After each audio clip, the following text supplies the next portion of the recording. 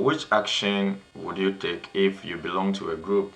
Let's say you are about 20 in a group, and in this group, nearly everybody, anytime there is a misconduct on a group, and this misconduct is by everybody in the group, but you are the only one who is targeted and punished. Would you sit down and do nothing, or you would never be a member of this group anymore? Ladies and gentlemen, welcome to another edition of Early TV. The hypothesis I just put up there is the case of the International Court of Justice. A few days ago, the chief prosecutor of the International Court, which is ICC, was on CNN where he boldly said that the court actually, according to some of his superiors, the court was established to target African leaders and a tag like President Putin. Protection of babies. I mean, these are fundamental American values that should engender bipartisan support. Now, of course, this situation, unfortunately, lies on the San Andreas fault of international politics and strategic interests. And of course, I've had some elected leaders speak to me and be very blunt. This court is built for Africa and for thugs like Putin, was what one senior leader told me.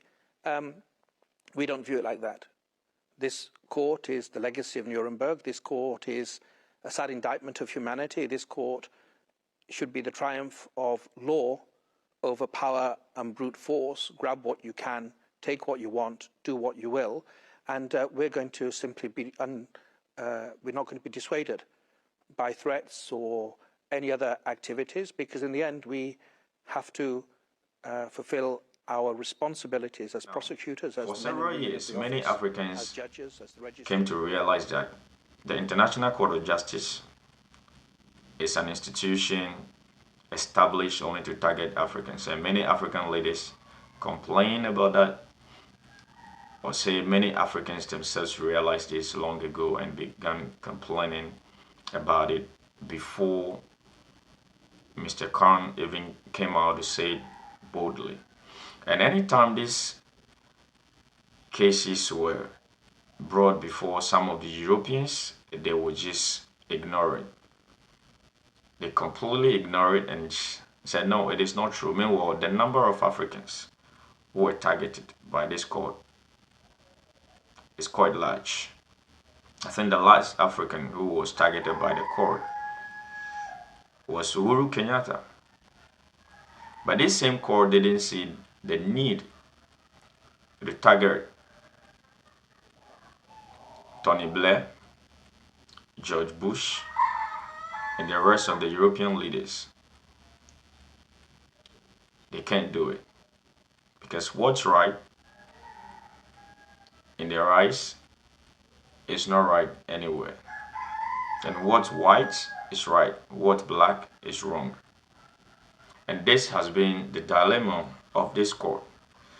And it is not surprising to anybody around the world, especially Africans, to understand that his open admission, even though he's going to face some backlash in his chamber, that open admission, if it was a slip of tongue or he just didn't mean to say that because it was a secret, he just let it out of the bag, it's not surprising to anybody. Do we have bad nuts on the continent? Yes, we do. Do we have bad nuts in Europe or in the West? Yes, they do. They do. But the court doesn't care to target any of the European leaders. They don't have time. So that court, on paper, is to make sure human right is protected everywhere and people who commit crimes are brought to justice. But it's clear that the only people who commit injustices around the world are black people, black presidents. They are the only people. But how many black presidents sent their troops to Iraq to kill millions of Iraqis? Hmm? Can anybody remind me of that? No. You can name one. How many black leaders sent troops to Vietnam to kill so many Vietnamese? Can you? None. The Russian president sent that his troops to Vietnam? No. How many black presidents sent troops to Afghanistan to destroy the country and killed so many Afghans? Let's check. On a scale of 1 to 10, 0.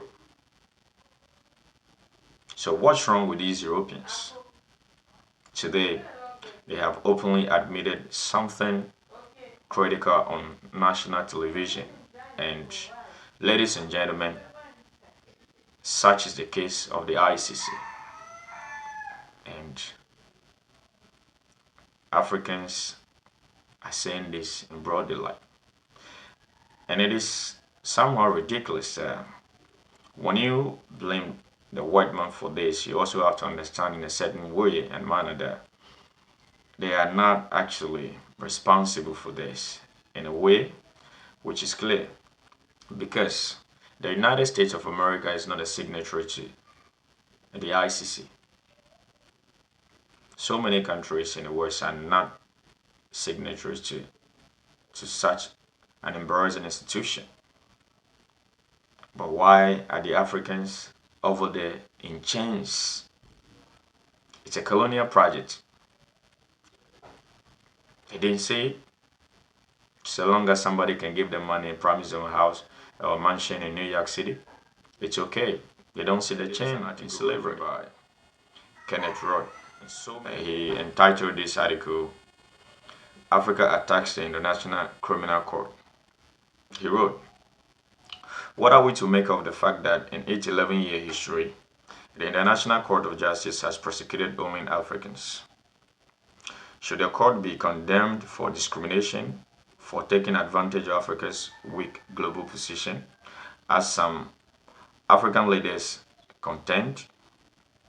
Or it should be applauded for giving long overdue attention to atrocities in Africa, a sign that finally someone is concerned about the countless ignored African victims. As many African activists contend, the debate is at the heart of one of its most serious challenges the ICC has ever faced. If the current attack on it succeeds, the court's future may be in doubt. Yes, of course, everyone doubts.